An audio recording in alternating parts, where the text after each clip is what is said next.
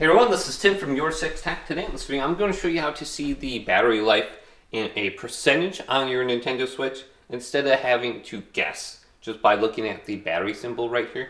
So this is very easy to turn on. Now on the home screen here, let's go over to System Settings. Scroll on down. And we want to go to where it says System. Then go to the right, go on down, and we are looking for console battery percentage right here, and just turn this on. The console battery will be displayed on the home screen as a percentage, so it'll be really easy to go ahead and read now. So we can go back here and you can see it. Hopefully this video did indeed help you out. If it did, leave it a big thumbs up and subscribe to my channel down below for more tech videos coming up next on YourSixTech.